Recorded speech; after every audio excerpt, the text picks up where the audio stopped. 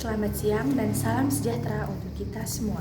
Saya, Yosefina Maristaba Benua, peserta lomba sinopsis dari kelas 11 IPS 8, akan mempresentasikan hasil kerja saya. Melalui pergolakan nasib seorang perempuan, Andrea Hirata kembali memilih sudut yang tidak terduga untuk menampilkan kisah yang inspiratif tentang kegigihan karakter di dalam novelnya. Novel Padang Bulan yang bermula dari kisah seorang gadis kecil yang berusia 14 tahun. Enong namanya, yang sangat gemar pada pelajaran bahasa Inggris. Sekarang Enong duduk di bangku kelas 6 SD dan merupakan siswa yang cerdas. Ia juga selalu menjadi juara kelas. Karena bahasa Inggris adalah pelajaran favoritnya, maka ia bercita-cita ingin menjadi guru seperti Ibu Nizam. Ibu Nizam adalah guru yang berasal dari Permatang Siantar. Ia sangat dihormati karena keberaniannya merantau demi pendidikan. Ayah Enong yang bernama Zamzai amat bangga akan cita-cita yang diimpikan Enong. Ia ingin Enong mendapatkan kesempatan sekolah setinggi-tingginya. Sekolah dan pendidikan Enong adalah nomor satu baginya. Selelah apapun ia bekerja, ia tidak pernah mengeluh karena ia tidak mau Enong merasakan penderitaan yang sama seperti apa yang ia rasakan.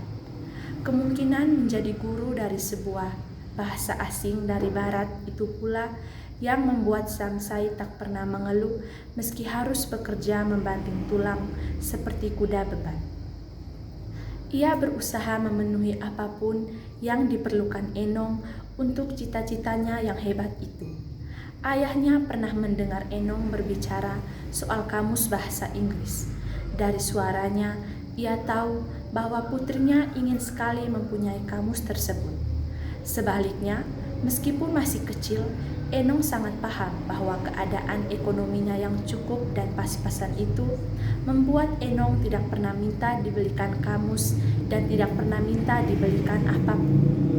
Zamzai sendiri pernah melihat kamus yang hebat di pedagang buku bekas kaki lima di Tanjung Pandan.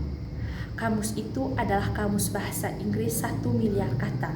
Sejak melihat kamus itu dan mengenang keinginan putrinya membeli kamus telah menjadi impian Zamzai dari hari ke hari.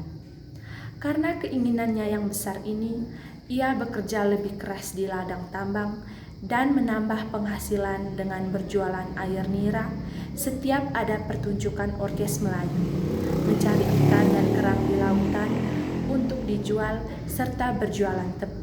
Setelah berbulan-bulan seperti itu dan memfokuskan pikirannya untuk membeli kamus bahasa Inggris untuk Enong, akhirnya Zamzai pun mempunyai uang lebih untuk membeli kamus tersebut.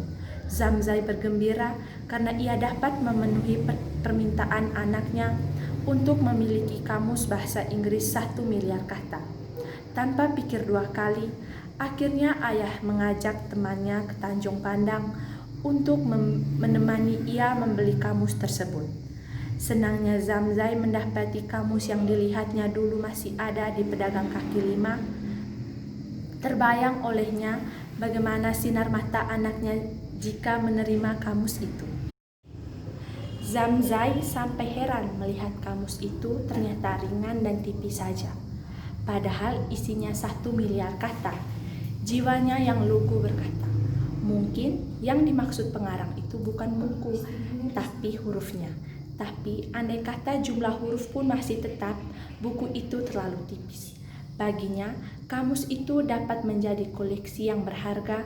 Mungkin pula ia berpikir, semakin banyak ia dapat membelikan anaknya kamus, semakin anaknya akan senang.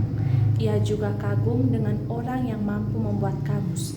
Ia menatap gelar sarjana doktorandus, siapa yang menyusun kamus itu, sambil membayangkan anaknya menjadi guru bahasa Inggris.